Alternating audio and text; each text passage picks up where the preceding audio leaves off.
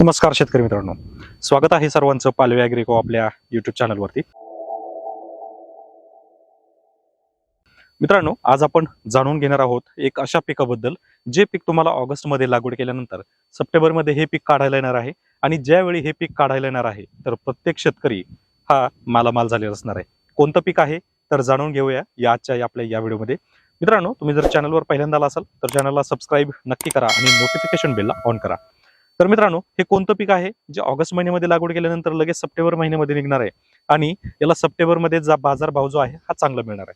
कोणतं तर हे आहे कोथिंबीर. मुळात कोथिंबीर हे 30 दिवसापासून अगदी 45 दिवसाच्या दरम्यान आपण ह्या पिकाला काढू शकतो. तर हे असं पीक आहे जे या पावसाच्या कालावधीमध्ये आपल्याला शेतकऱ्यांना अतिशय फायद्याचं ठरणार आहे. तर आपण या व्हिडिओमध्ये जाणून घेऊयात या पिकाची संपूर्ण माहिती अगदी लागवडीपासून. तर मित्रांनो, याला आपल्याला शेतजमीन तयार करायची. शेतजमीन तयार करताना आपल्याला व्यवस्थितरित्या शेत तयार झालेलं असलं पाहिजे. याच्यामध्ये हुमणीचा प्रादुर्भाव हा नसला पाहिजे. जर हुमणीचा प्रादुर्भाव असेल तर उत्पन्नावर याचा परिणाम होऊ शकतो. तर त्याच्यासाठी पर्यायी उपाययोजना आपल्याला शेत तयार करून ठेवायचं आहे. आता याच्यानंतर आपल्याला जे पेरणीसाठी बियाणं लागणार आहे तर मार्केटमध्ये वेगवेगळ्या व्हरायटीचे बियाणे सध्या उपलब्ध आहेत. परंतु लोकल बियाणे जरी तुम्ही वापरले तरी उत्पादनासाठी चालते. कारण मुळात प्रश्न असतो की तुमचं बजेट किती आहे, तुमचा खर्च तो जो होणार आहे तो खर्च तुम्हाला पेलवणारा आहे का, या बऱ्याचशा गोष्टी शेतकरी विचार करत असतो.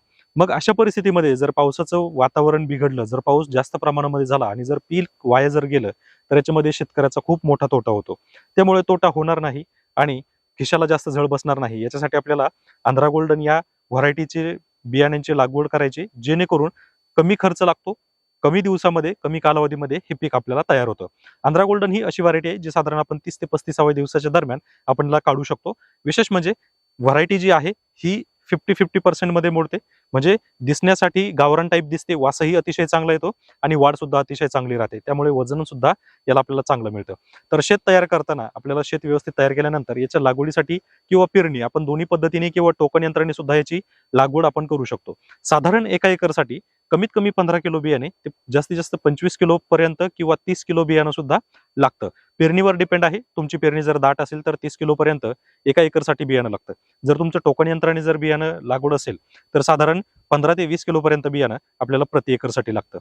बियाणं पेरणी करताना आपण त्याच्यावर बीज प्रक्रिया केली तर त्याचा अतिशय उतारा चांगला येतो आणि त्याच्यामध्ये बुरशी लागण्याचं प्रमाण कमी असतं. तर बीज प्रक्रिया करण्यासाठी जैविक जर बीज प्रक्रिया केली तर त्याच्यासाठी आपल्याला ट्रायकोडर्मा सुडोमोनास आणि पीएसबी हे घ्यायचं आहे किंवा रायझोबियम हे आपण त्याच्यामध्ये वापरू शकतो. किंवा जर आपल्याला रासायनिक बीज प्रक्रिया करायची असेल तर कोणत्याही कंपनीचं चांगल्या प्रतीचं बुरशीनाशक आपण तिथं वापर करू शकतो. धना पेरणीनंतर आपल्याला पाणी दिल्यानंतर लगेचच आपल्याला तण नियंत्रण करणं गरजेचं आहे. तर तण नियंत्रण करण्यासाठी आपल्याला गोल या तणनाशकाचा वापर करायचा आहे. तणनाशक वापर करताना नेहमी लक्षात ठेवा, कोथिंबीर ही उगता कामा नये किंवा कोथिंबीर पेरल्यापासून 48 तासाच्या आतमध्ये आपल्याला बीजनाशक वापरणं गरजेचं आहे. त्यासाठी आपल्याला गोल या बीजनाशक अर्थातच ज्याला आपण तणनाशक म्हणतो तर याची फवारणी आपल्याला करून घ्यायची आहे. साधारण 7व्या ते 8व्या दिवशी आपल्याला कोथिंबीर ही उगलेली पाहायला मिळते आणि तिथून पुढे जो येणारा कालावधी असतो साधारण 22 ते 30 दिवसापर्यंतचा, या दिवसामध्ये आपल्याला कोथिंबीर काढण्यासाठी येते. कोथिंबीरीची वाढ चांगली व्हावी किंवा लवकरात लवकर व्हावी याच्यासाठी बरेच शेतकरी रासायनिक खतांचा वापर करतात. तर रासायनिक खत वापर करत असताना 20-20-0-13 या खताचा आपण वापर करू शकतो किंवा 24-24-0 या खताचा वापर करू शकतो किंवा 28-28-0 या खताचा देखील आपण वापर करू शकतो. यामध्ये जर मिक्स मायक्रोन्यूट्रिएंट जर घेतलं तर यामध्ये आणखी तेजपणा आपल्या कोथिंबीरीला पाहायला मिळतो आणि कमी खर्चामध्ये आपण हे पीक अगदी काढू शकतो. याच्यामध्ये बराच वेळा शेतकऱ्यांना बुरशीनाशक अर्थातच जो करपा असतो हा करपा आपल्याला आलेला पाहायला मिळतो. त्याच्यासाठी एक चांगल्या प्रतीचं बुरशीनाशक वापरणं गरजेचं आहे. तर अशा परिस्थितीमध्ये आपण M45, 22-3, साफ किंवा थायोफेनॉट मिथिल ह्या कंटेंट असलेल्या बुरशीनाशकाचा सुद्धा वापर करू शकतो, ज्यामुळे टीक असेल किंवा करपा असेल तर ही समस्या आपल्याला त्या ठिकाणी जाणवणार नाही. कमी कालावधीचं पीक असल्यामुळे याच्यावर कीड किंवा रोग हे अतिशय कमी असतात. फक्त ज्या ठिकाणी जास्त पाऊस पडतो त्या ठिकाणी करपा असण्याचं प्रमाण हे आपल्याला जाणवू शकतं. तर मित्रांनो, ह्या 35 दिवसाच्या कालावधीमध्ये या पिकाला कमी खर्च, कमी मेंटेनन्स आणि जास्तीत जास्त नफा मिळवून देण्याची क्षमता आहे. त्यामुळे तुम्ही जर ऑगस्ट महिन्यामध्ये या पिकाचा विचार करत असाल लागवड करण्याचा तर ही संधी तुमच्यासाठी आहे, जी गमावू नका.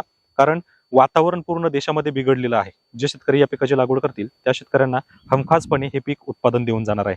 त्यामुळं ही व्हिडिओ जर आवडली असेल तर या व्हिडिओला लाईक करा आणि जास्तीत जास्त शेतकऱ्यांपर्यंत शेअर करा. आणि अशाच माहितीसाठी आमच्या यूट्यूब चॅनलला आणि फेसबुक पेज तसेच इंस्टाग्राम पेजला फॉलो करा. धन्यवाद.